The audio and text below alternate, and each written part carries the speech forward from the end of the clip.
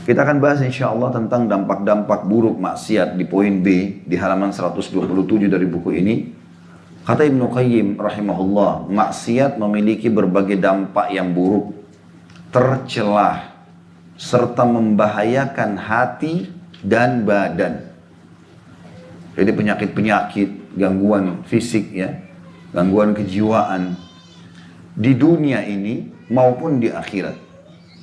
Jadi di dunia sudah ada efeknya, kalau dia tidak sempat taubat di akhirat lebih berat lagi. Yang jumlahnya tidak diketahui secara pasti kecuali oleh Allah semata. Maksudnya Allah yang tahu tentang bahayanya itu. Tapi di antara maksiat atau dampak maksiat yang dimaksud sebagai berikut. Yang pertama, maksiat itu akan menghalangi masuknya ilmu atau diterimanya ilmu. Dan ini sesuatu yang sangat merugikan bagi orang-orang beriman. Bapak ibu duduk di pengajian, dengerin ilmu, tidak masuk-masuk. Baca buku, nggak faham-faham. Itu dampak daripada kemaksiatan. Dan sangat rugi. Karena ilmu itu, Bapak ibu sekalian, kita pelajari sebanyak apapun. Kita duduk dari pagi sampai malam belajar, tidak akan mengambil apapun ya, posisi atau lokasi di tubuh kita. Andai saja kita duduk 2 jam belajar teman-teman, tiba-tiba kepala kita lebih besar 2 kali lipat dari yang sekarang, berat. Karena kapasitasnya nggak mampu. Tapi subhanallah tidak seperti itu Allah buat. Sebanyak apapun ilmu yang kita miliki atau kita pelajari, duduk dari pagi sampai malam setiap hari, selama 60 tahun pun ke depan, tidak akan mengambil space apapun di tubuh kita. Tapi dia malah menjadi pengawas. Ilmu itu pengawas. Dia akan mengawasi kita. Mau makan, mau minum, mau bergaul, mau bekerja. Ilmu selalu mengatakan ilmu agama. Ini boleh, ini nggak boleh. Jangan, lakukanlah. Ilmu jadi pengawas. Makanya pepatah mengatakan dalam salah satu yang ditulis oleh penyair, ilmu itu akan menjagamu, sementara harta kau yang sibuk menjaganya. Artinya ilmu ini sangat bagus, mengawasi kita. Dan tidak ada kebahagiaan bagi seseorang tanpa ilmu. Kalau ada orang sangat cerdas, dia selalu menampung ilmu, mengambil terus setiap saat hal yang bermanfaat. Kita temukan orang ini hidupnya selalu berisikan hal yang bermanfaat juga. Dia sangat mudah untuk bisa berinteraksi dengan masyarakat, apapun yang ditanyakan dia faham, ya. Apapun yang dibutuhkan dari informasi atau ide-ide dia punya. Ilmu ini juga teman-teman sekalian, kata para ulama, lebih dibutuhkan bagi seseorang dari makanan pada saat dia lapar, dari minuman pada saat dia haus, dari tempat tidur pada saat dia sedang capek dan ngantuk. Karena ilmu akan mengatakan makanan ini, minuman itu, tempat tidur ini yang boleh kau nikmati. Yang ini tidak boleh kau nikmati. Yang paling pertama terharamkan dari seseorang yang berbuat maksiat, dia tidak bisa dapatkan ilmu, terutama ilmu agama. Duduk berjam-jam pun dengar, nggak faham-faham apa yang dibahasakan. Tidak tersentuh. Tidak ada keinginan untuk merubah hidup, bertobat dari dosa, termotivasi untuk ibadah, nggak ada keinginannya. Itu yang ditulis oleh Ibnu Qayyim rahimahullah, dan beliau mengatakan poin pertama daripada dampak negatif maksiat adalah menghalangi masuknya ilmu. Kata beliau, ilmu adalah cahaya yang Allah masukkan ke dalam hati. Sedangkan maksiat adalah pemadam cahaya tersebut. Ketika Imam Syafi'i duduk sambil membacakan sesuatu di hadapan Imam Malik, gurunya, kecerdasan dan kesempurnaan pemahamannya membuat syekh ini tercengang. Maksudnya gurunya kagum. Beliau pun berujar, sesungguhnya aku memandang bahwa Allah telah memasukkan cahaya ke dalam hatimu. Maka janganlah kamu memadamkan cahaya tersebut dengan kegelapan maksiat. Imam Syafi'i juga pernah berkata dalam syairnya yang masyhur, syakautu ila waqi'i su'a hifdhi fa arsyadani ila tarkil ma'asi wa qala i'lam bi anna al-ilma fadl wa fadlullahi la yu'tahu 'asi. Yang artinya aku mengadu kepada Waqi', dan Waqi' adalah guru beliau juga yang lain, tentang buruknya hafalanku. Setiap kali Imam Waqi' memberikan Imam Syafi'i ilmu, suruh hafal, susah sekali hafalnya. Maka beliau mengadu dan mengeluh kepada Imam Waqi'. Apa sebabnya nih? Setiap Anda kasih saya hafalan, pasti saya nggak bisa hafal. Susah sekali. Maka dia menasihatiku agar aku tinggalkan kemaksiatan. Dia pun berkata, Imam Waqi, ketahuilah, sesungguhnya ilmu itu adalah karunia, dan karunia Allah tidak akan diberikan pada orang yang bermaksiat. Ini tentu diambil dari Diwan Syafi'i di halaman 554. Jadi dampak pertama keburukan maksiat adalah tidak bisanya diterima ilmu itu. Kalau tidak salah pernah dinukil juga dari Imam Syafi'i setelah beliau mengamalkan wasiatnya gurunya Imam Waqi agar meninggalkan maksiat. Maka beliau mengatakan, kalau aku sedang membuka buku, maka aku menutup sebelahnya. Karena kalau aku buka dua-duanya, aku bisa langsung menghafalnya. Jadi saking cerdasnya Imam Syafi'i rahimahullah dan jauhnya dari kemaksiatan, maka semua buku bisa dihafal. Ya. Ini sangat luar biasa. Berarti memang ilmu itu akan sangat sejalan dengan orang yang jauh dari kemaksiatan, dan sebaliknya ahli maksiat tidak akan pernah bisa menangkap ilmu itu. Dampak yang kedua, maksiat menghalangi datangnya rezeki, bangkrutnya usaha, susahnya dapat pekerjaan, tidak dapat keuntungan, ditipu bolak-balik oleh orang.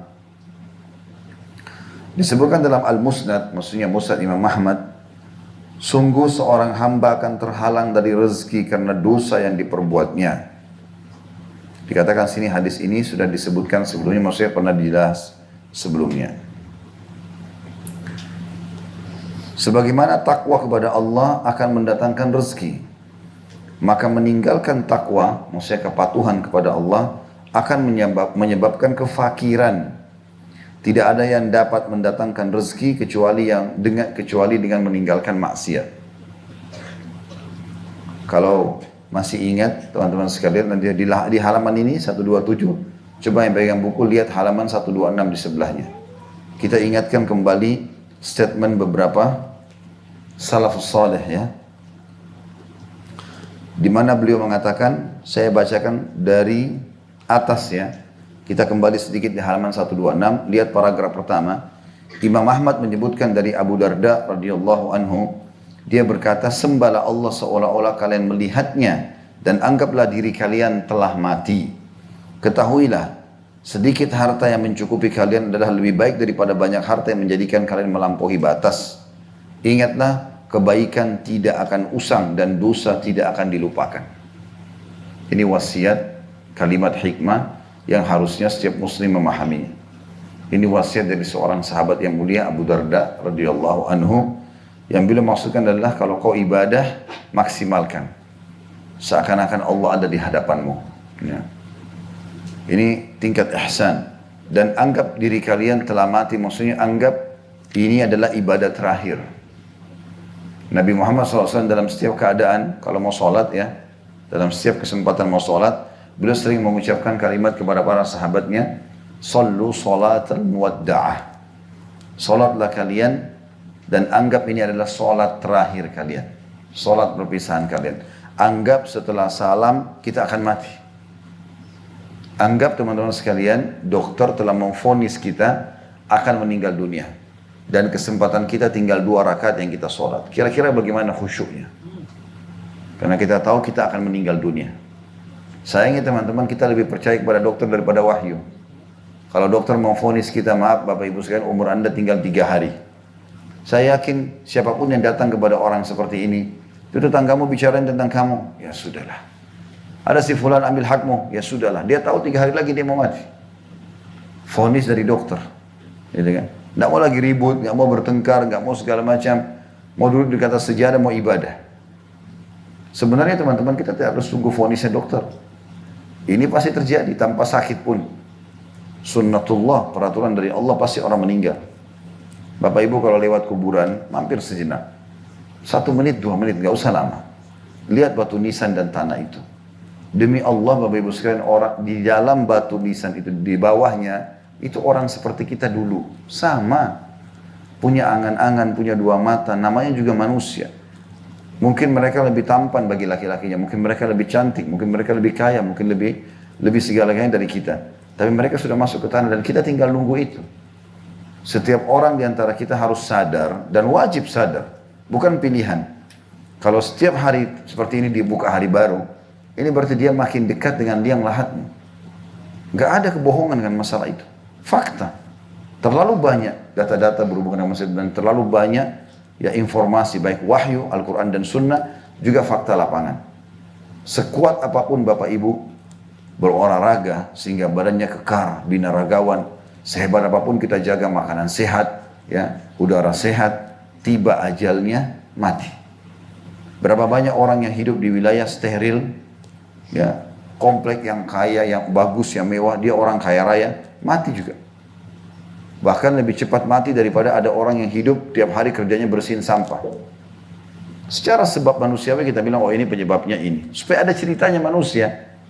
Ya. Kadang-kadang ada keluarga yang sedang bicara di depan saya mengatakan, oh si fulan mati kesian dia masih muda. Si fulan meninggal sudah tua. Si fulan kena penyakit begini. Itu ajal.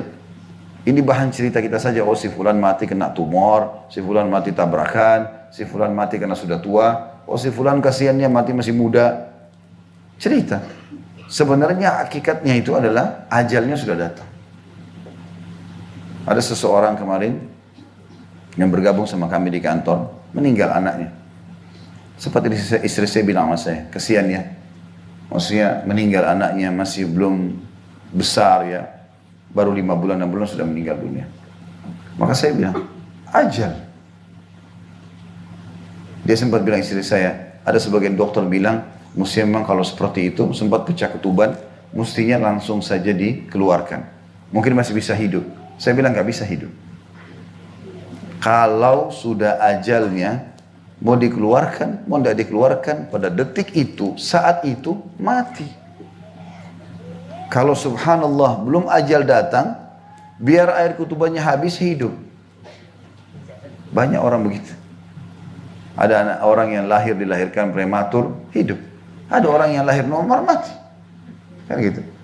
Ini fakta loh ini. Kita sekarang datang sini bukan untuk berdongeng ini. Tapi memberikan sebuah poin kesadaran, ini kaidah hidup. Tidak boleh kita berlari-lari terus. Nggak ada waktu di Bapak Ibu sekalian. Nggak ada waktu. Pada saat orang meninggal baru dia lihat semua, oh ternyata ini histori hidup saya. Oh ini awalnya saya lahir, ini akhirnya sampai saya mati. Inilah sejarah hidup saya, ini yang saya harus bertanggungjawabkan, ini yang saya dapat balasan pahalanya. Dan menyesal orang pada saat itu.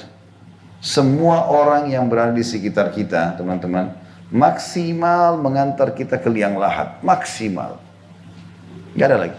Teman-teman yang selama ini bilang, kamu hebat buatlah ini, tidak apa-apa, gak masalah, motivasi dalam kemaksiatan. Atau orang pun yang melakukan kebaikan dengan kita, ibadahlah dan segala macam. Mereka cuma bisa hantar sampai di kuburan.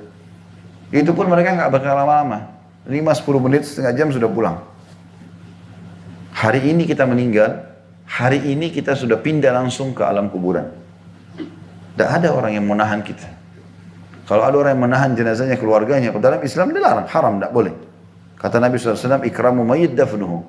Penghormatan terhadap jenazah, segera memakamkannya. Meninggal pada saat itu, dimandikan, disolati, bawa kubur. Kalau orang-orang kafir pun berusaha untuk menahan orang-orang meninggal di rumah mereka, nggak bisa buat apa-apa. Nggak ngomong, nggak makan, nggak minum, nggak bisa interaksi. Lalu untuk apa ditaruh di rumah? Kalau tidak dikasih pengawet, rusak misalnya, busuk. Sunnatullah, nggak bisa dibantai itu. Maka orang yang cerdas, sebagaimana sabda Nabi SAW, man dana nafsahu wa amila lima ba'dal maut.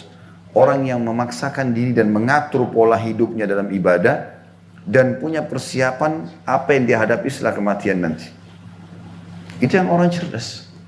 Dan orang yang bodoh adalah orang yang selalu berangan-angan, Allah Maha Pengampun, saya masih muda, gampanglah, dan seterusnya. Maka orang seperti ini orang yang jauh dari rahmat Allah SWT. Mereka orang yang ajiz. Mereka orang yang bodoh. Mereka yang tidak punya peluang untuk atau tidak punya kebaikan untuk berbuat hal-hal tersebut. Terlalu banyak orang yang sama bulannya dengan kita dan tanggalnya, juga tahunnya sudah meninggal dunia. Terlalu banyak. Saya kemarin beberapa waktu itu sempat lihat ada di berita, koran. Ini cerita mungkin sudah 5-6 tahun yang lalu. Seseorang sehat, tidak ada masalah, masuk ke lapangan bola, mati. Meninggal tiba-tiba. Tadinya dia sangat fit. Menurut medis orang ini sangat bagus, makanya dimasukkan ikut bertanding. Subhanallah, pada saat dia jenazah itu ditulislah namanya dari negara mana, ditulis tanggal lahir dia dan bulan lahirnya, juga tahun lahirnya sama dengan saya. Ya. Maka saya sempat jadikan bahan muhasabah. Subhanallah, seperti Allah lihatkan saya tanggal dan bulan persis ya 1 Mei, kemudian 1975, maka saya lihat sama dengan saya. Saya mengatakan subhanallah, sudah ada orang yang Allah berikan peringatan sudah meninggal sebelum saya, sama tanggal lahirnya. Bapak Ibu juga begitu. Terlalu banyak orang yang sudah tanggal lahirnya seperti kita. Anda yang punya anak-anak kecil, maka anak-anak kecil itulah tanda-tanda kematian kita. Karena dengan mereka sudah lahir, berarti sudah ada generasi yang akan menggantikan kita. Mulailah berpindah kepada muncul uban 1, 2, kulit mulai keriput, berubahlah raut wajah, berubahlah postur tubuh. Itu normal semuanya. Akan menuju kepada itu semua. Jangan menyesal nanti terakhir, Bapak Ibu sekalian. Ya. Kemudian juga dikatakan di situ selanjutnya, seorang ahli ibadah melihat seorang bocah, lalu terpesona akan keelokannya. Dalam mimpinya didatangkanlah bocah tadi, seraya dikatakan kepadanya, kamu akan merasakan hukumannya atas perbuatan dosa itu selama 40 tahun. Demikianlah mereka, atau meskipun demikian dosa juga memiliki dampak yang terjadi secara spontan dan tidak ditangguhkan. Maksudnya, sekecil itu pun ada orang yang sempat lihat orang lain, anak kecil, dan dia terkagum melihat orang itu. Misalnya laki-laki lihat perempuan, anaknya masih kecil tapi dia kagum. Ini perempuan, kalau anak ini perempuan kalau besar nanti cantik nih, dan begitu dan begitu. Itu saja sudah cukup membuat dia sempat mimpi dan mendengarkan, karena itu kok akan ada hukuman selama 40 tahun. Allahu a'lam hukuman apa, kita tidak tahu. Tapi dampak dari dosa itu ada. Kemudian Sulaiman At-Taimi berkata, seorang pria berbuat dosa secara sembunyi-sembunyi, namun pada keesokan harinya dia merasakan kehinaannya. Jadi kadang-kadang kalau Allah sudah datangkan cobaannya, kita cuma bisa bilang, kok bisa? Ya. Kok bisa ya ini ditahu? Kok bisa ya itu ditahu? Padahal sebenarnya dia tidak sadari. Dosanya dialah yang membuat itu. Nah, kalau ada peluang, jangan lakukan sudah, nggak perlu. Nggak ada masalah kok. Sekarang kalau kita lagi mau tidur malam, teman kita telepon, ayo kita ke diskotik ini yuk, karaoke, kita nolak. Kenapa? Rugi apa kita? Nggak ada rugi apa-apa. Malah tidur lebih sehat. Kita bisa minum susu segar, kita bisa baca zikir mau tidur, istirahat, bangun sholat tahajud. Daripada meninggal dunia dalam kondisi su'ul khatimah. Saya kemarin dikirimkan oleh seorang teman cuplikan, ada seseorang pengurus masjid, kalau nggak salah di daerah Bangladesh, ditangkap oleh CCTV lagi sholat tahajud sendirian. Masuk seperti orang biasa masuk ke musola malam hari, dia sholat sujud, ruku, nggak ada masalah. Begitu dia selesai salam, tiba-tiba dia sujud, terus meninggal dunia. Subhanallah, husnul khatimah Allah kasih. Bapak Ibu, kalau sudah terbiasa dengan perbuatan baik, Allah akan tutup hidup kita dengan perbuatan baik itu. Jadi kalau ada seseorang yang merasa aibnya terbongkar, maka ketahuilah itu karena ada efek maksiat. Jadi nggak usah bilang kok bisa, udah selesai. Yang paling pertama Bapak Ibu lakukan, saya katakan resepnya, astagfirullah, lalu wa atubu ilaih. Perbanyak itu agar Allah tutupi, tidak berkembang lagi aib-aib itu. Selama Bapak Ibu jaga hubungan dengan Allah Subhanahu wa taala, insya Allah tidak akan dibongkar apa-apa. Allah akan tutupi, karena Allah itu salah satu sifatnya sitir, suka menutupi. Tetapi kalau orang sengaja melakukan kemaksiatan, maka Allah buka itu. Nanti kita dengarkan statement setelahnya ya.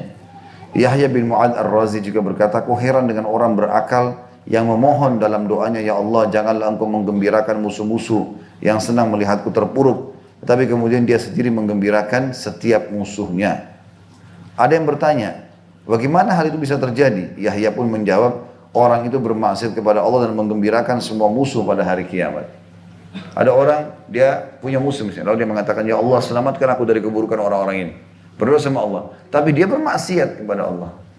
Maka Allah jadikan musuh-musuhnya itu menjadi penyebab dia malah terhina. Makanya Umar bin Khattab radhiyallahu anhu kalau setiap kirim pasukan, ini tentu wasiat dari Nabi SAW, selalu mengingatkan, ingatlah, selalu saja kata Umar, jumlah kalian dibandingkan jumlah pasukan musuh lebih sedikit. Subhanallah, tidak pernah dalam sejarah jihad teman-teman, dari dulu kalaupun sampai hari ini ada terjadi kayak di Palestina misalnya, tidak pernah pasukan jihad kita lebih banyak daripada musuh. Di perang Hunain, yang merupakan peperangan yang sangat besar pasukan muslimin 12.000, itu berimbang dengan pasukan musuh 12.000, tapi tidak pernah lebih. Jumlah kita sudah umum lebih sedikit daripada musuh. Senjata kalian lebih sederhana daripada senjata mereka. Jadi secara jumlah kita kalah, secara senjata juga kita kalah. Kata Umar, yang membuat kalian unggul justru karena ketakwaan kalian kepada Allah. Kapan kalian bermaksiat kepada Allah, maka kalian akan dikalahkan oleh musuh kalian karena mereka lebih dari sisi jumlah, lebih dari sisi kekuatan senjata. Mereka pun bermaksiat, tapi kalian lemah dari sisi senjata, lemah dari sisi jumlah. Dan kalian bermaksiat, pastilah kalian kalah. Maka tidak ada yang mendatangkan kemenangan kecuali itu. Kemudian juga selanjutnya ini statement yang terakhir. Dhannun atau Nabi Yunus AS berkata, siapa yang mengkhianati Allah secara sembunyi-sembunyi, niscaya aibnya akan dibongkar olehnya secara terang-terangan. Siapa yang sengaja selalu buat dosa kepada Allah Subhanahu wa taala dan tidak mau taubat, maka Allah akan buka aibnya secara terang-terangan. Dan kalau sudah Allah buka ini kita nggak bisa nolak. Kita membuat apa? Tiba-tiba tersebar foto kita, tiba-tiba tersebar berita kita, tiba-tiba ini dan itu. Kita nggak bisa buat apa. Kita cuma bisa menyesal, malu. Sebelum itu terjadi, teman-teman sekalian berbanyak bertobat kepada Allah SWT. Jangan buat maksiat. Allah akan tutupi aib itu. Saya kembali kepada halaman 127. Kata beliau, sebagaimana takwa kepada Allah atau patuh akan mendatangkan rezeki, maka meninggalkan takwa, kepatuhan kepada Allah akan menyebabkan kefakiran. Tidak ada yang dapat mendatangkan rezeki kecuali dengan meninggalkan maksiat. Yang ketiga, efek daripada maksiat itu sendiri. Maksiat menyebabkan kehampaan hati dari mengingat Allah. Sulit sekali untuk membaca Quran, berzikir, berdoa. Berat.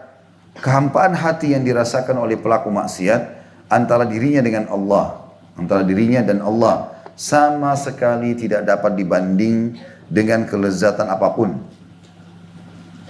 Meskipun seluruh kelezatan dunia terkumpul padanya, tetap saja ia tidak akan mampu menutupi rasa hampa tersebut. Hal ini tidak dirasakan kecuali oleh orang yang hatinya hidup. Sebagaimana disebutkan dalam syair, wa ma li jurhin bimayyitin ilamu. Luka itu tidak akan menyakitkan orang yang sudah mati. Sekiranya dosa-dosa tidak ditinggalkan melainkan untuk menghindari kehampaan tersebut, tentulah hal itu sudah layak dijadikan alasan bagi orang yang berakal untuk meninggalkannya. Ada yang mengadu kepada sebagian orang yang arif tentang kehampaan yang dirasakannya dalam jiwa. Lalu pengaduan itu ditanggapi dengan syair berikut. Idza kunta qad awhashatka dzunub fada'ha idza syi'ta wasta'nis. Bila engkau telah merasakan hampa karena dosa, maka tinggalkanlah ia jika kamu mau dan raihlah kebahagiaan. Tidak ada yang terasa lebih pahit bagi hati daripada kehampaan yang disebabkan dosa di atas kita. Wallahu musta'an, kata beliau. Allah musta'an maksudnya Allah tempat kita meminta pertolongan. Ada satu hal teman-teman yang dititik beratkan dari poin ini. Kalau teman-teman beribadah kepada Allah dan kita sudah nikmati itu, dalam kenikmatan ibadah itu, orang itu akan merasakan kelapangan dada, ketentraman jiwa, walaupun dia berada di sebuah gubuk yang tua. Ada kita temukan orang, saya pernah temui orang, tiap hari kerjanya di masjid, Masya Allah, di Surabaya waktu itu. Saya kenal, saya sempat tinggal 2-3 tahun waktu itu di sana. Saya temukan orang ini tiap hari ke masjid. Saya sempat mampir ke rumahnya, setelah saya kenalan, Pak, saya mau mampir ke rumah. Ya silakan, datang. Tapi dia seperti sedikit agak malu gitu kan. Cuma dia bilang, tapi Pak Ustadz bagaimana? Tidak apa-apa, saya mau datang ke rumah Bapak. Saya datanglah ke rumah dia. Subhanallah, rumahnya itu di pinggir kanal. Semua dari kayu, dan kayu ini mungkin kalau saya pun dorong rubuh gitu. Jadi bukan cuma sekedar gubuk biasa. Tetapi subhanallah, saya masuk, saya duduk melantai sama dia di tanah. Saya merasakan masuk rumah itu ketentraman hati, saya sendiri tenang. Kelihatannya walaupun cuma tanah, nggak ada lapisan, nggak usah kita bicara masalah granit, batu aja nggak ada tanah. Dia tidur dia sama istrinya di atas lapisan tikar biasa. Di depannya kanal, kalau banjir kena semua. Pancinya tua, semua piring-piringnya kelihatan tua gitu. Apa adanya dia hidup sama istri. Sudah bertahun-tahun begitu. Tapi subhanallah saya orang ini selalu bahagia. Sampai saya tanya, Pak, Bapak pernah ngalamin masalah sama istri? Dia bilang, Alhamdulillah Ustaz, 20 atau 23 tahun saya menikah, belum pernah saya ribut sama istri saya sekalipun. Tidak pernah ribut dalam rumah tangganya. Allah subhanahu wa ta'ala berikan itu. Ketentraman jiwa. Jadi walaupun rumahnya gubuk, lapang luar biasa gitu. Saya juga pernah, subhanallah, Allah pertemukan dengan orang yang sangat mampu. Punya rumah, kita udah susah untuk menilai rumah ini atau mencari celah murahnya. Semuanya mahal. Dari catnya, dari lampunya, dari semuanya mahal. Kita lihat sini, ini mewah, ini mewah, ini mewah. Tapi subhanallah duduk, ya, itu dalam kondisi meja penuh dengan makanan tapi nggak bisa makan. Kenapa? Sakit. Tamu semua makan enak, dia nggak bisa makan. Ada yang didorong sama kursi roda. Ada yang matanya sudah rabun. Ada yang stroke. Kekayaan dia rasakan cuma sekian tahun, sakitnya lebih berat daripada kebahagiaannya dulu. Lebih banyak itu waktunya. Subhanallah, di sini yang dimasukkan dengan poin ini. Ada satu celah dalam hati yang orang banyak tidak sadari.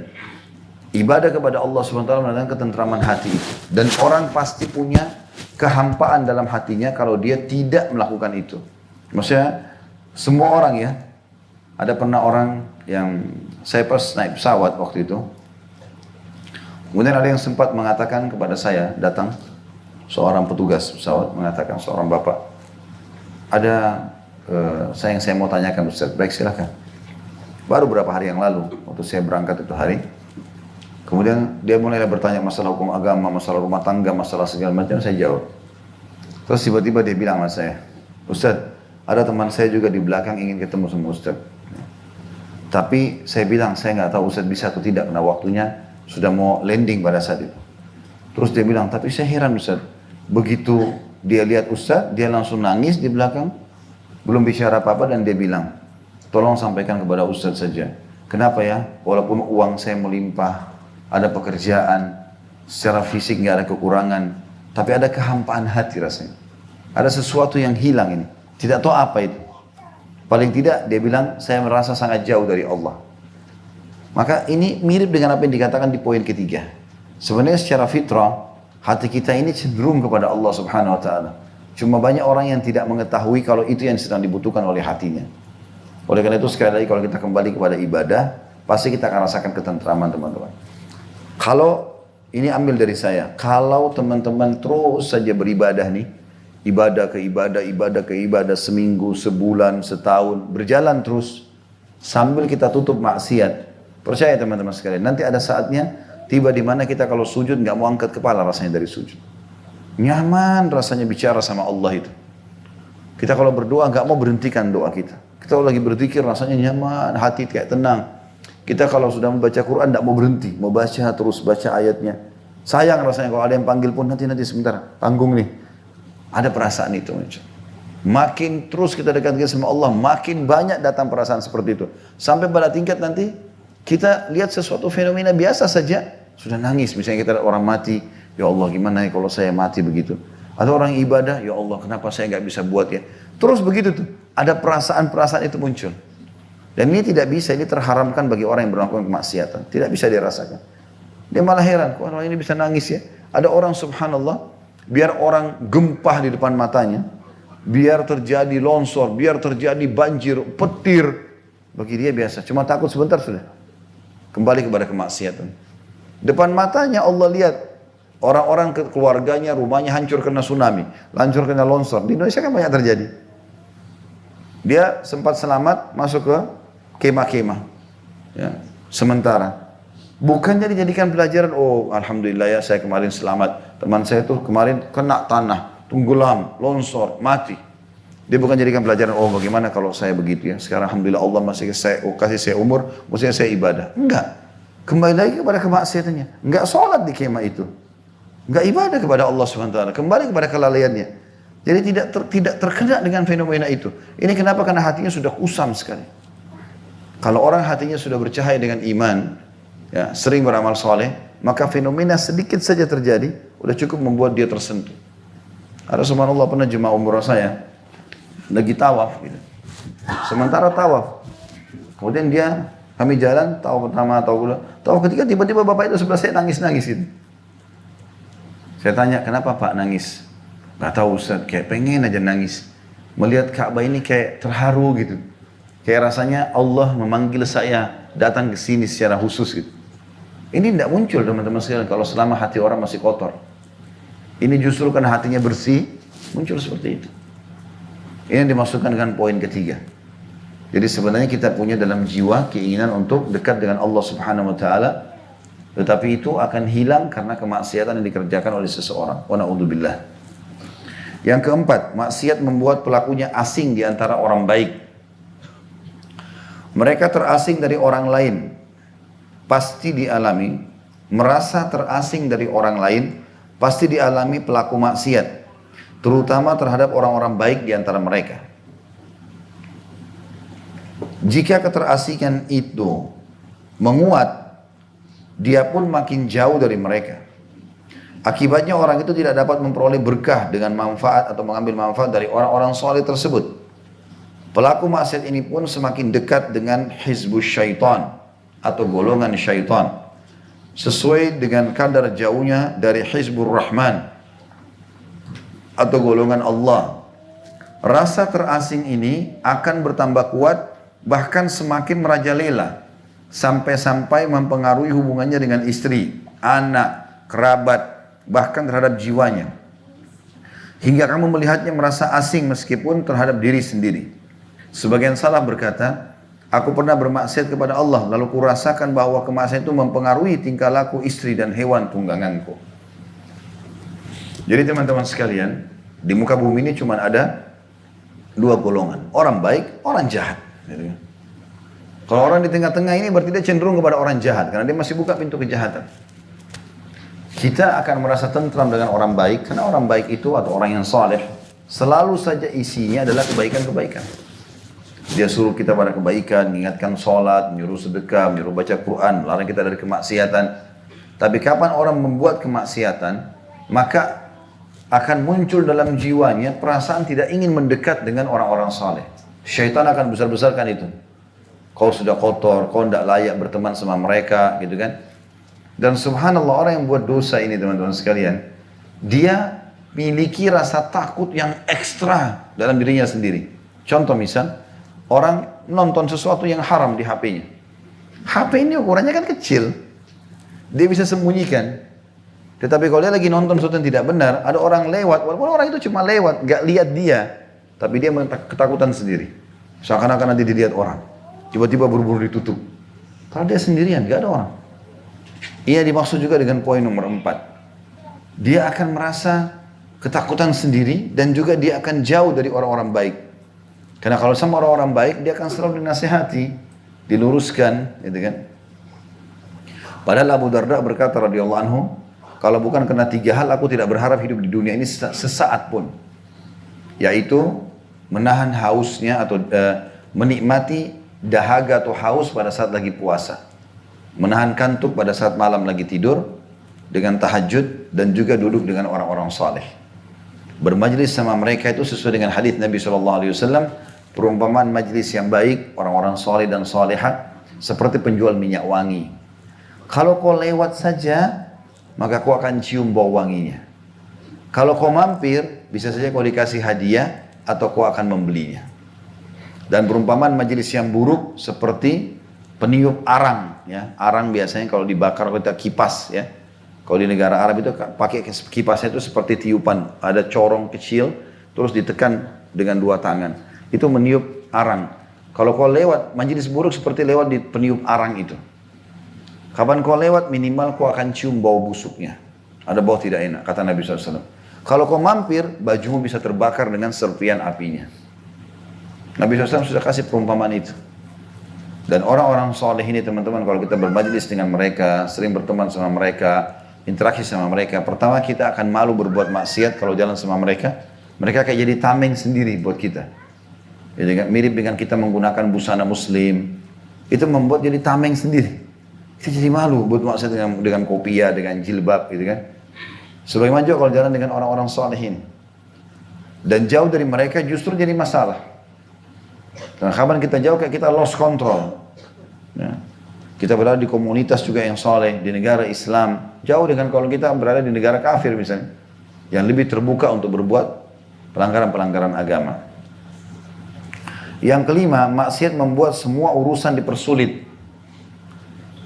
Kata beliau, tidaklah pelaku maksiat melakukan satu urusan, melainkan dia akan menemui berbagai kesulitan dan jalan buntu dalam menyelesaikannya. Demikianlah faktanya. Sekiranya orang itu bertakwa kepada Allah, niscaya urusannya dimudahkan olehnya. N-nya besar kata ganti Allah. Begitu pula sebaliknya, siapa yang mengabaikan takwa, niscaya urusannya akan dipersulit olehnya. Alangkah mengherankan bagaimana mungkin seorang hamba Allah menyaksikan pintu-pintu kebaikan dan kemaslahatan tertutup serta jalan-jalannya menjadi sulit tetapi dia tidak mengetahui dari mana asalnya. Poin ini sudah sempat saya singgung tadi ya. Kapan Bapak Ibu buka kemaksiatan, pastikan sudah banyak pintu-pintu kebaikan yang Bapak Ibu tutup. Sekali dosa saja, walaupun kecil. Kalau Bapak Ibu buka lagi 2, maka 3, 4, 5 hari, 6 hari, 7 hari, seminggu, sebulan, setahun, naudzubillah, kumpul kebo, berzina, mabuk, menipu, segala macam, maka akan lebih banyak sekali pintu-pintu kebaikan yang Anda tutup. Banyak sekali. Termasuk baktinya anak-anak, ya, termasuk apa saja. Sampai sebagian salafus saleh itu selalu tersenyum dan bersyukur kepada Allah di setiap kegiatan kebaikan yang sedang bersama dia. Misal, istrinya sedang berbicara santun dengan dia, atau suaminya, atau istrinya sedang melayani makanan, atau anak-anaknya menunjukkan ingin berbakti dengan dia. Semuanya itu adalah nikmat Allah yang diberikan justru karena ketaatannya. Dan kapan ada sesuatu yang berubah dari itu saja, sudah cukup untuk membuat mereka bertobat dan istighfar. Karena memang itu efek daripada dosa kita. Yang keenam, maksiat menghadirkan kegelapan di dalam hati pelakunya. Pelaku maksiat merasakan kegelapan di dalam hatinya sebagaimana merasakan gelapnya malam jika telah larut. Kegelapan karena maksiat ini di dalam hatinya bagaikan gelapnya ruangan bagi matanya. Ketaatan adalah cahaya dan maksiat adalah kegelapan. Apabila kegelapan menguat, maka kebingungan juga bertambah sehingga pelakunya terjatuh dalam berbagai bid'ah dan perkara yang membinasakan. Sedangkan ia tak atau tidak menyadarinya. Keadaannya seperti orang buta yang berjalan keluar sendirian pada malam yang gelap gulita. Kegelapan maksiat akan menguat hingga terlihat di mata, lalu menguat lagi sampai menyelimuti wajah dan menjadi tanda hitam hingga setiap orang mampu melihatnya. Abdullah bin Abbas radhiyallahu anhu berkata, sungguh kebaikan mempunyai sinar di wajah. Jadi setiap kita lihat sesuatu orang itu bercahaya. Gitu kan. Kadang-kadang walaupun orang itu berkulit hitam, subhanallah kita bisa lihat cahaya itu. Kami tahu dulu ada teman-teman kami di kampus di Madinah dari Afrika, kulitnya hitam kok. Tapi subhanallah kita pada saat ketemu nyaman berinteraksi sama dia. Kalau ngobrol sama dia nyaman, kita nggak mau berhenti. Melihatnya aja sudah suatu kebahagiaan buat kita. Gitu kan. Pada orang yang berkulit hitam, subhanallah saya temukan, saya coba tadi tahu kepada beberapa teman-teman orang Saudi yang sekelas dengan dia, gitu kan. Kebetulan dia fakultas hadis, saya fakultas dakwah. Lalu kemudian saya tanya, bagaimana si fulan itu? Bilang, Masya Allah nggak pernah ketinggalan sholat malamnya. Setiap jalan selalu zikrullah. Ramah sekali sama orang kalau ketemu itu, apa kabar? Baik, Masya Allah. Komlaut nomor 1 terus dia. Allah SWT berikan dia karunia itu.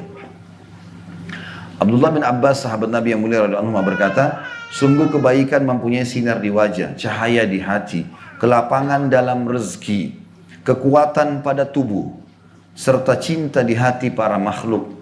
Sesungguhnya keburukan memiliki tanda hitam di wajah, kegelapan di hati, kelemahan di tubuh, kekurangan dalam rezeki, serta kebencian di hati para makhluk. Ini perkataan sahabat Nabi yang mulia. Artinya kita kayak nggak ada opsi. Jadi orang baik atau jadi orang buruk. Orang baik dapat ini, orang buruk dapat itu. Gitu. Nggak ada tengah-tengah. Tengah-tengah itu berarti ikut dengan keburukan. Sebagaimana kita tahu, Nabi SAW mengatakan, yang halal jelas, yang haram jelas, diantaranya ada hal yang samar-samar. Siapa yang jerumuskan dirinya, dia telah jerumuskan dirinya pada yang haram. Gitu kan. Jadi saya ulangi, ini luar biasa. Sungguh kebaikan mempunyai sinar di wajah. Kita akan nyaman melihatnya. Cahaya di hati. Selalu hatinya cerang benderang dan bisa memandunya dalam kebaikan. Kelapangan dalam rezeki, terbuka segala rezeki untuk kebutuhannya. Kekuatan pada tubuhnya. umur sekian tidak pernah sakit, Masya Allah. Serta cinta di hati para makhluk. Orang rindu ingin bertemu dengannya. Orang mengikutinya, orang mencari tahu tentang dia. Sesungguhnya keburukan memiliki tanda hitam. Walaupun dia berkulit putih kelihatan kayak ada tanda hitam ya. Kegelapan di hatinya. Dia tidak tahu harus berbuat apa. Karena tidak ada ide. Kelemahan di tubuh. Selalu ada penyakit ini, penyakit itu. Kekurangan dalam rezeki. Dan juga kebencian di hati para makhluk. Yang ketujuh, dampak maksiat. Maksiat melemahkan hati dan juga badan. Dampak buruk maksiat, tentu tadi ada disinggung sedikit di sebelumnya ya, tapi di poin nomor 6 itu, lebih tepatnya mendatangkan kegelapan dalam hati. Maksudnya, sumpah, suntuk, tidak punya ide ya, itu muncul. Yang ketujuh, maksiat melemahkan hati dan badan, ini secara fisik. Dampak buruk maksiat dengan melemahnya hati merupakan perkara yang tampak dengan amat jelas. Bahkan akan senantiasa memperlemahnya hingga berhasil memadamkan cahaya hati secara keseluruhan. Adapun pengaruh maksiat yang melemahkan badan dikarenakan kekuatan seorang mukmin adalah bersumber dari hati. Jika hatinya kuat, badannya juga kuat. Jadi teman-teman, sebenarnya kekuatan yang ada itu di hati atau di ruh seseorang. Kalau ada orang selalu dulu di majelis ilmu, selalu beribadah, walaupun badannya kecil, kurus, kita akan temukan jiwanya besar, kuat. Hamparan atau hantaman angin sekuat apapun dalam kehidupan dia bisa lalui. Mau lapar, mau kesusahan, semuanya jadi mudah bagi dia. Tapi kalau ada orang subhanallah badannya yang dijaga, ya, dengan penampilannya tapi ruhnya atau hatinya ini kusut, tidak ada keimanan, maka sedikit dihantam dengan cobaan maka habislah dia. Kata beliau, adapun orang yang berdosa adalah orang yang paling lemah ketika dibutuhkan, meskipun memiliki tubuh yang kuat. Kekuatan tersebut justru tidak hadir pada saat dirinya benar-benar membutuhkan. Perhatikanlah kekuatan tubuh kaum Persia dan Romawi yang justru melukai diri mereka sendiri pada waktu mereka benar-benar membutuhkannya, hingga mereka dikalahkan oleh orang-orang beriman dengan kekuatan hati dan tubuh mereka. Waktu pasukan Islam teman-teman masuk ke wilayah Romawi di tahun 15 Hijriah di zaman Umar bin Khattab radhiyallahu anhu pergi ke negeri Syam, itu pasukan Romawi terkenal tidak bisa masuk sebagai satu prajurit kecuali sudah dites tingginya harus sama, postur tubuhnya kekar, latihan ngangkat dorong batu lah, inilah segala macam, itu dilatih luar biasa. Itu juga dengan Persia. Persia lebih kekar-kekar lagi, lebih besar-besar lagi. Di tahun 16 pasukan muslimin berhasil menembus Persia. Di dua wilayah besar ini teman-teman sekalian, pasukan yang bergabung dengan umat Islam. Anda tahu waktu itu Umar bin Khattab mengiklankan jihad untuk siapa? Untuk seluruh muslimin. Datanglah orang tua, anak-anak, anak remaja, datang semua. Mereka belum punya keterampilan perang sebelumnya. Bergabung dengan pasukan muslim. Pasukan yang dikirim tahun 15 Hijriah ke wilayah negeri Syam, yang dipimpin oleh Abu Ubaidah bin Jarrah radhiyallahu anhu dan Khalid bin Walid radhiyallahu anhu jemain, itu terdiri dari 12.000 pasukan. Yang diserang ini 250.000 pasukan. Tak bisa ketemu ini. Karena kalau 250.000, 10%-nya saja 25.000. Pasukan umat Islam masih setengahnya itu. Itu cuma 5% saja. 12 ribuan. Tapi subhanallah dengan besarnya hati dan jiwa mereka menembus Romawi. Takluk. Mereka lari meninggalkan kancah peperangan. Karena dengan kejiwaan yang besar dan iman ini, mereka mengejar kematian itu. Ingin mati. Sementara orang-orang non-muslim dengan fisik yang kuat pun mereka berusaha menyelamatkan diri dari kematian. Begitu juga dengan Persia. 30.000 pasukan dipimpin oleh Sa'ad bin Abi Waqqas radhiyallahu anhu di tahun 16 Hijriah itu menembus Persia dan seluruh termasuk ibu kotanya namanya Madain takluk di tangan muslimin. Hanya dengan 30.000 pasukan. Dan berhasil, subhanallah. Puluhan ribu dikalahkan oleh atau ratusan ribu pasukan dikalahkan oleh muslimin. Padahal mereka tuh kesatria-kesatria yang sudah terlatih. Umat Islam, siapa saja kayak kita sekarang ini ada jihad misalnya. Ayo jihad bapak-bapak sekalian. Semua pada datang. Mungkin ada yang tidak potong bawang pakai pisau aja nggak bisa. Apalagi mau bunuh musuh gitu. Tapi subhanallah bergabung Allah berikan kemenangan. Ya. Yang kedelapan, maksiat menghalangi ketaatan. Malas ibadah. Andaikan perbuatan dosa tidak ada hukumannya kecuali akan menghalangi ketaatan yang seharusnya menempati posisi dosa tersebut, serta merintangi jalan menuju ketaatan kedua, ketaatan ketiga, keempat dan seterusnya, maksudnya mengerjakan ibadah dari ibadah ke ibadah yang lain, maka hukuman ini sudah cukup. Banyak sekali ketaatan yang terputus karena dosa, padahal suatu ketaatan lebih baik daripada dunia beserta isinya.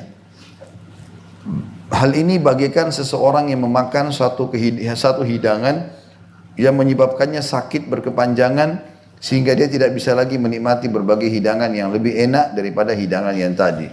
Wallahul musta'an.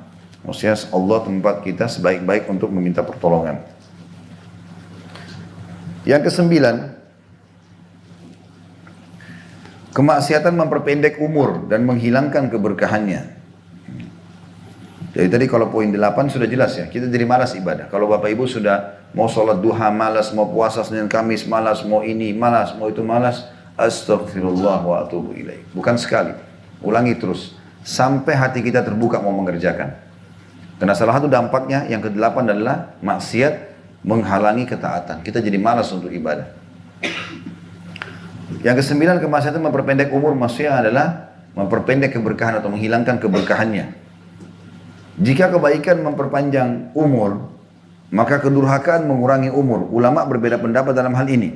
Sebagaimana pendapat atau sebagian berpendapat bahwa yang dimaksud dengan berkurangnya umur bagi pelaku maksiat adalah hilangnya keberkahan umur. Dan ini disampaikan oleh Ibnu Taimiyah rahimahullah. Beliau pada saat menjabarkan sabda Nabi SAW, siapa yang ingin dipanjangkan umurnya, diluaskan rezekinya, maka dia melanjutkan hubungan silaturahim. Maka di sini pertanyaannya, apakah berarti kalau dia silaturahim dari 70 tahun Allah tentukan di Lauhil Mahfuz berubah jadi 75? Bukan, kata beliau. Karena memang apa yang ditulis di Lauhil Mahfuz dalam hadis Bukhari tidak akan berubah. Ya, kata Nabi SAW, sesungguhnya semua sudah dicatat di Lauhil Mahfuz dan pena yang dipakai untuk menulis dan tinta yang dipakai untuk menulis sudah atau tulisannya sudah kering, tidak akan berubah lagi di Lauhil Mahfuz itu. Maka berarti kalau ditentukan dari dulu kita sebelum lahir 70 tahun umur tidak akan bertambah. 70 tahun saja. Lalu bagaimana memahaminya? Hadis tadi mengatakan akan dipanjangkan umurnya. Kata Ibnu Taimiyah rahimahullah, dipanjangkan keberkahannya. Jadi kalau si A suka silaturahim, si B tidak suka silaturahim. Yang satu suka, yang satu tidak suka silaturahimnya. Melanjutkan hubungan dengan kerabat. Maka kita temukan kalau si A sama si B sama-sama dikasih umur 70 tahun oleh Allah, atau sampai 70 tahun kita akan temukan si A sudah banyak bangun masjid, sudah banyak punya anak yatim, sudah banyak yang dia lakukan ketaatan-ketaatan. Sementara si B tidak lakukan itu. Itu maknanya keberkahan umur. Jadi walaupun umurnya sama tapi lebih banyak amal yang sudah dia raih. Ya. Pernyataan inilah kata beliau yang benar karena ia merupakan sebagian akibat dari maksiat. Sebagian lagi berpendapat bahwa kemaksiatan memang benar-benar mengurangi umur. Sebagaimana halnya maksiat mengurangi rezeki. Allah menjadikan banyak sebab yang mampu menambah dan mengurangi keberkahan rezeki. Maka itu keberkahan dalam umur juga mempunyai banyak sebab yang mampu menambah dan menguranginya. Mereka berpendapat penambahan dan pengurangan umur dengan berbagai sebab bukanlah perkara yang tidak bisa diterima. Sebab rezeki, usia, bahagia, derita, sehat, sakit, kaya dan miskin hadir sesuai dengan ketetapan Allah Subhanahu wa taala. Namun dia Allah menetapkan apa saja yang dikehendaki tersebut dengan berbagai sebab yang memang dibuat mengarah kepada terjadinya akibat. Golongan yang lain juga berkomentar maksiat dikatakan mengurangi umur karena hakikat kehidupan sebenarnya adalah hidupnya hati. Oleh karena itu Allah menyebut orang-orang kafir sebagai orang mati walaupun mereka tetap hidup. Ya. Mereka mati atau sebagai orang mati tidak hidup sebagaimana firman-Nya amwatun ghairu ahya dalam surah An-Nahl ayat 21, berhala-berhala itu benda mati dan tidak hidup. Atau makna lainnya adalah orang-orang kafir itu adalah hidup tapi seperti orang mati. Jadi pada hakikatnya yang dimaksud dengan kehidupan adalah hidupnya hati. Sebab seberapa lama hati itu hidup, maka sepanjang itulah umur manusia. Ia tidak lain hanyalah waktu-waktu yang dipergunakan untuk mengingat Allah. Pada saat itulah takwa dan kebaikannya bertambah. Inilah hakikat umur yang tiada lagi umur selainnya. Jadi poin ini sebenarnya dititik beratkan oleh beliau tentang masalah pengaruhnya dalam kejiwaan. Kalau seandainya orang berbuat kemaksiatan, maka dia merasa sulit untuk melakukan ketaatan-ketaatan sehingga dianggap seperti orang mati. Tidak ada nilainya lagi kehidupannya. Mirip dengan sabda Nabi SAW, rumah yang dipakai sholat dengan tidak dipakai sholat seperti, atau rumah yang ada dipakai zikrullah dengan tidak zikrullah adalah seperti orang mati dan orang hidup. Walaupun di dalamnya orang-orang hidup, tapi kalau tidak pernah zikrullah maka dianggap mati, karena tidak ada manfaatnya bagi mereka. Orang mati artinya tidak ada manfaat lagi dalam kehidupannya. Tetapi yang pendapat yang paling kuat di sini adalah pendapat yang mengatakan umur tidak akan bertambah kecuali keberkahannya, dan berkurangnya umur dengan kemaksiatan itu adalah berkurangnya keberkahannya. Ya, artinya kalau orang tadinya taat kepada Allah Subhanahu wa taala, kemudian dia terjatuh dalam dosa, lalu dia tidak kembali taubat, dia tetap aja dalam kemaksiatannya, maka akan banyak perbuatan baik yang hilang dari dia. Peluang untuk mendapatkan pahala jadi hilang dari dia. Kata beliau, secara umum dapat ditarik kesimpulan bahwa jika seorang hamba berpaling dari Allah dan sibuk dengan berbagai kemaksiatan, maka sirnalah kehidupan hakikinya yang kelak dia temui. Pelakunya akan merasakan akibat kemaksiatan tersebut pada hari ketika ia mengungkapkan penyesalannya, sebagaimana dalam surah Al-Fajr ayat 24 yang artinya, alangkah baiknya sekiranya dahulu aku mengerjakan kebaikan dalam hidupku ini. Hal ini tidak lepas dari dua perkara. Apakah sebelumnya ia mempunyai visi tentang kemaslahatan dunia dan akhirat ataukah tidak? Jika dia tidak memiliki visi tentang itu, maka seluruh umurnya telah sia-sia dan hidupnya hilang percuma. Kebalikannya, apabila dia mempunyai visi, maka jalan yang ditempuh terasa panjang karena adanya berbagai rintangan. Ia sulit memperoleh sebab-sebab yang mengantarnya kepada kebaikan karena sibuk berbuat yang sebaliknya. Inilah pengurangan hakiki dari umurnya. Rahasia masalah ini terletak pada pengertian umur manusia sebagai masa hidupnya. Tidak ada kehidupan baginya kecuali dengan mendekatkan diri kepada Rabb-Nya, menikmati zikir dan kecintaan kepadanya, serta mengutamakan ridhonya. Artinya poin ke-9 yang mau disimpulkan, kalaupun ada orang, pendapat yang paling pertama tadi yang paling kuat adalah orang bertambah umur karena ketaatan itu artinya bertambah keberkahan, dan kalau dikurangi umur karena kemaksiatan artinya dikurangi keberkahannya. Dan ini pendapat yang paling kuat dipakai oleh para ulama. Tapi kalau kita berpegang pada pendapat yang lain, kata Ibnu Qayyim rahimahullah, kalau betul-betul berkurang, yang dimaksud adalah berkurang di sini, dia tidak akan punya kesempatan untuk beribadah lagi. Orang kalau bermaksiat kepada Allah Subhanahu wa taala, keinginannya untuk ibadah hilang. Maka dengan seperti itu, keberkahan umurnya berkurang. Otomatis berkurang. Kenapa berkurang? Karena dia tidak punya kesempatan untuk ibadah.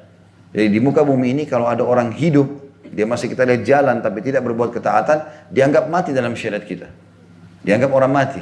Karena tidak ada manfaatnya dia hidup. Tujuan Allah ciptakan untuk ibadah. Itu yang dimaksud dengan statement atau paragraf yang terakhir kita bacakan tadi. Yang ke-10, kemaksiatan melahirkan kemaksiatan lain, ya, yang semisalnya atau yang mirip dengan itu, ya. Kemaksiatan akan menanam benih kemaksiatan yang semisalnya. Sebagiannya melahirkan sebagian yang lain. Sampai-sampai pelakunya merasa sulit untuk meninggalkan dan keluar dari maksiat tersebut. Sebagian salaf mengatakan hukuman dari keburukan adalah munculnya keburukan setelahnya. Sedangkan ganjaran dari kebaikan adalah munculnya kebaikan sesudahnya. Jadi salah satu ciri yang berbahaya atau dampak maksiat adalah kalau bapak ibu lakukan, naudzubillah, mudah-mudahan di sini tidak ada, maka akan mendatangkan maksiat yang lainnya. Sekali orang buka pintu zina, maka akan dia buka nanti pintu khamr, dia akan buka pintu bertengkaran, membunuh, narkotika, dan seterusnya. Memang itu sudah saudaranya semua. Sekali orang buka pintu ketaatan, azan ke masjid, sholat, maka dia akan ketemu dengan orang soleh, lama-lama baca Quran, berzikir, hadir majelis ilmu, itu semua saudaranya. Maka semua ini akan berefek seperti itu. Kata beliau, jika orang yang senantiasa berbuat baik, berbuat kebaikan, meninggalkan sebagian ketaatan, niscaya jiwanya menjadi sesak dan bumi terasa menjadi sempit. Ia ibarat ikan yang terpisah dari air. Jiwanya akan kembali tentram jika ia mengerjakan lagi apa yang telah ditinggalkannya. Jadi kalau ada teman-teman yang biasa sholat malam, ternyata dia tinggalkan sholat malam itu dalam beberapa hari misalnya, maka di awal-awal dia meninggalkan itu terus ada penyesalan. Kenapa ya tadi saya nggak bangun sholat malam ya? Kenapa tadi saya nggak sholat subuh di masjid ya? Ada penyesalan. Kalau dia engah, dia segera bertobat kepada Allah, lalu dia coba paksakan diri untuk kembali, maka dia akan selamat. Tapi kalau ada orang, ya sudahlah, dan nanti aja kapan saya bangun saya akan sholat. Dia biarkan, maka akan berlalu setahun, 2 tahun, 10 tahun, nggak ada lagi sholat tahajud buat dia. Dan ini dampak dari kemaksiatannya. Karena dia berbuat dosa maka Allah SWT jadikan seperti itu. Kata beliau di sini, demikian pula dengan orang yang durhaka. Jika ia meninggalkan maksiat dan berbuat kebaikan, maka jiwanya akan sesak dan dadanya terasa sempit. Sampai akhirnya ia kembali lagi ke jalan kemaksiatan tersebut. Bahkan banyak orang fasik yang tetap melakukan maksiat meskipun dia tidak merasakan kelezatannya. Faktor pendorongnya hanyalah kegundahan ketika terpisah darinya. Hal ini dinyatakan oleh Al-Hasan Ibn Hani dalam syairnya. Segelas khamr yang kuminum terasa lezat, namun berikutnya hanyalah penyembuh dari yang pertama. Ada lagi yang bersyair, obatku adalah sebab dari penyakitku sendiri. Seperti peminum khamr berobat dengan khamr lagi. Seorang hamba akan terus menerus melakukan ketaatan, mencintai, membiasakan dan mementingkan kebaikan sehingga Allah SWT mengutus para malaikat dengan rahmatnya untuk menolong, menganjurkan serta mendorongnya dalam hal tersebut ketika tidur maupun duduk agar dia melakukan ketaatan tadi. Jadi kalau Bapak Ibu tidak pernah bangun sholat malam, coba bertobat kepada Allah Subhanahu Wa Taala, beristighfar. Kalau salah satu tanda kata ulama istighfar kita sudah diterima oleh Allah, kita terkaget tengah malam nanti. Bangun tiba-tiba. Kita mau tidur gelisah, gitu kan. Maka itu peringatan dari Allah SWT. Kita lagi tidur bangun, terdengar suara azan walaupun masjidnya jauh. Sebagai peringatan dari Allah SWT. Tapi kalau kita lagi berkeliling dengan maksiat, maka tidak akan terdengar azan walaupun mikrofonnya di sebelah rumah. Tidur kebablasan. Abdullah bin Umar berkata, radhiyallahu anhuma, aku pernah melakukan dosa yang kecil, bukan besar. Maka sudah cukup Allah haramkan aku untuk sholat subuh berjamaah di masjid sebulan. Itu sudah punya efek yang besar. Gitu kan. Kata beliau sebaliknya, seorang hamba akan terus menerus melakukan maksiat, mencintai dan mementingkannya, sehingga Allah mengutus syaitan-syaitan kepadanya untuk membantunya dalam melakukan maksiat tersebut. Jadi jangan heran kalau Bapak Ibu bilang, saya sebenarnya tidak mau zina Ustaz, tapi kayak termudahkan untuk itu. Saya sebenarnya nggak mau minum khamr, tapi termudahkan. Itu bisikan syaitan. Karena Anda dasarnya buka pintu maksiat itu. Itu kata Ibnu Qayyim rahimahullah. Kalau orang memaksakan dia dalam ketaatan kepada Allah, Allah utus kepadanya malaikat-malaikat yang membisikkan di benak hatinya. Supaya dia sholat malam, supaya dia sedekah, lihat orang miskin sedekah, dengar azan mampir di masjid. Dia lakukan itu.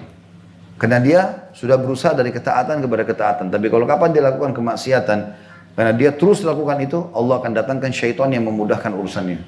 Supaya dia bisa terjumus dalam kemaksiatan tadi. Kata beliau pada kondisi yang pertama, Allah menguatkan tentara ketaatan dengan bantuan malaikat. Sehingga mereka menjadi para penolongnya dalam ketaatan yang terbaik. Sementara pada kondisi kedua yang didukung oleh syaitan, dia Allah menguatkan tentara kemaksiatan dengan bantuan syaitan. Sehingga mereka menjadi para penolongnya dalam kemaksiatan. Yang ke-11 dan kita tutup dengan ini insyaAllah. Ya. Setelah ini silakan kalau ada pertanyaan. Supaya jumlahnya witir jadi 11 ya. Ya karena Nabi SAW mengatakan kan Innallah witrun yuhibbul witra. Allah ganjil dan suka yang ganjil. Termasuk sunnah Nabi itu ya. Kalau Bapak Ibu makan kurma, ganjilkan 3, 5. Nabi SAW kalau minum air itu sampai 3 kali. Boleh baca bismillah, lepas alhamdulillah. Mengganjilkan itu sunnah Nabi. Gitu kan? Jadi kita memilih mengganjilkan itu adalah ibadah sebenarnya. Ya. Jadi bukan saya masukkan witir di sini adalah sholat witir ya. Witir itu artinya ganjil. Makanya sholat witir dikatakan witra itu karena ganjil, 1 atau 3 gitu kan. Dampak ini paling dikhawatirkan menimpa seorang hamba kata beliau. Yaitu maksiat melemahkan jiwa. Lemahnya hati dari kehendaknya akibat maksiat ya. Keinginan untuk bermaksiat semakin menguat, sedangkan keinginan untuk bertobat semakin melemah. Sedikit demi sedikit sampai akhirnya keinginan untuk bertobat hilang secara keseluruhan. Bahkan seandainya separuh dirinya meninggal, dia tetap tidak bertobat kepada Allah. Yang dilakukannya hanya beristighfar atau bertobat secara lisan, seperti halnya para pendusta. Sementara hatinya masih terikat janji dengan maksiat, yakni terus memikirkannya dan bertekad untuk melakukannya ketika ada kesempatan. Kelemahan hati seperti ini termasuk penyakit terbesar yang paling dekat dengan kebinasaan. Ya.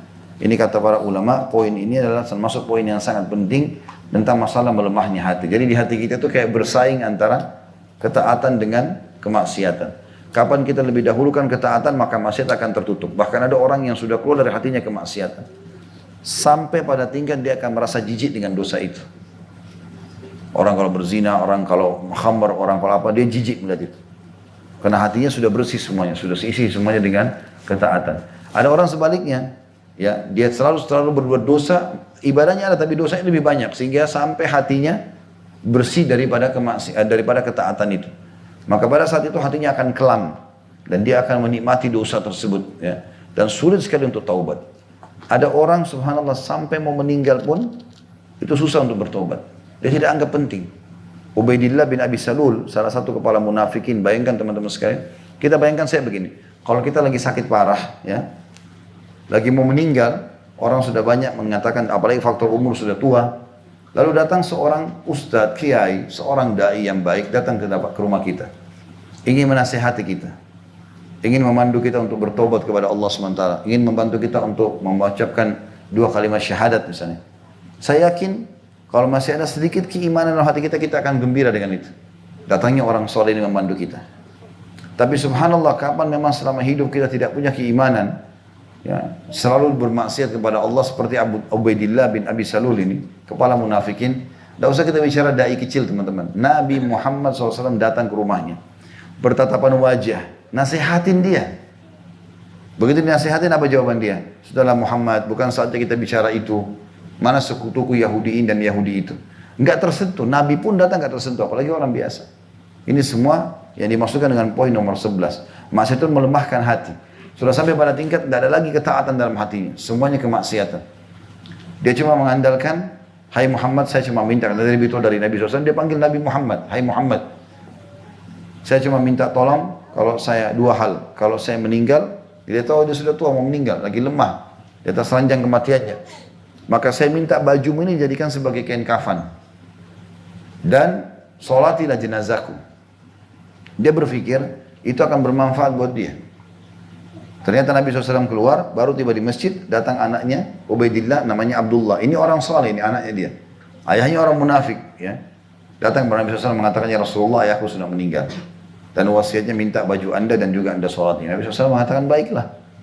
Lalu Nabi SAW buka bajunya, dikasih kepada orang tersebut, dipakaikan kafan. Jadi mereka berpikir mungkin dengan pakai bajunya Nabi diampuni dosanya, ya, atau selamat dari siksa kubur. Itu pikiran dia, gitu kan. Ini kita bisa ambil pelajaran penting, ya. Kalau nanti kita lihat Ubaidillah tidak diampuni Allah karena itu. Itu hubungannya sama baju ini, gitu. Banyak orang juga begitu, pergi umrah, kain kafannya disirami air zam-zam, ya, atau kain ihramnya disiram dengan zam-zam dengan harap ini jadi kain kafannya. Tetap nggak ada manfaat buat dia selama dia maksiat. Biar kita pakai kain kafan biasa, tapi kita ahli ibadah, maka akan bahagia kita gitu. Ya. Jadi jangan sampai kita salah di sini. Maka pada saat itu Nabi SAW sholati. Tersebar berita satu Madinah kalau Nabi mensolati Ubaidillah. Ubaidillah ini orang semua tahu munafik. Dia yang disebutkan dalam surah Al-Munafikun, gitu kan? Pimpinannya ini. Maka Umar bin Khattab mengatakan, radhiyallahu anhu, saya tidak pernah berbuat kasar atau tegas kepada Nabi SAW kecuali pada saat itu. Saya pegang pundak Nabi mengatakan, ya Rasulullah, munafik, jangan disolati. Kamu boleh sholatin. Dan jangan mohon ampun untuk dia. Kata Nabi SAW, hai Umar, aku akan mensolatinya dan memohon ampun untuknya selama aku belum dilarang. Dan riwayat lain, aku akan terus beristighfar sampai 70 kali pun agar Allah memaafkan. Nabi SAW cinta dengan umatnya. Tapi ternyata Allah menurunkan firman-Nya yang menegur Nabi SAW. Mengatakan, mulai sekarang jangan kau mensolati jenazah mereka. Jangan kau berdiri di kuburannya untuk memohon ampun untuk mereka, karena mereka telah kufur kepada Allah. Maknanya baju yang kau kasih pun, kau solati pun tidak ada gunanya buat mereka. Gitu kan? Maka di sini yang jadi tolak ukur adalah bagaimana seseorang sendiri beramal soleh itu akan bermanfaat buat dia. Apa yang akan menemani kita di kuburan teman-teman sekalian adalah amal soleh kita. Tidak ada yang lain. Semua yang bapak ibu sibuk beli ini, cari baju baru, sepatu baru, kendaraan, rumah, cari pasangan hidup. Semuanya pada saat kita meninggal hanya dikatakan, oh ini sepatunya si fulan, oh ini mobilnya, oh itu istrinya, oh itu suaminya, itu anak-anaknya. Sehari, 2 hari, sebulan, habis itu dilupakan. Sekarang teman-teman sini orang tua sudah meninggal, berapa kali antum ziarah kubur beliau? Dihitung jari. Ada orang setahun sekali, ada orang tidak pernah ziarah kuburan orang tuanya. Bukan cuma ziarah, berdoa aja untuk orang tuanya nggak pernah. Orang lupakan kita teman-teman sekalian. Manfaat yang antum dapatkan pada saat sudah meninggal justru amal yang kita kerjakan pada saat kita hidup. Itu poinnya. Kalau kita tidak maksimal di sini, maka kita akan rugi sendiri. Allahu a'lam. Ini bahasan kita, insya Allah kita akan lanjutkan nanti, pertemuan akan datang lagi dengan lanjutannya di poin nomor 12. Maksiat menyebabkan hati tidak lagi menganggapnya sebagai perkara yang buruk.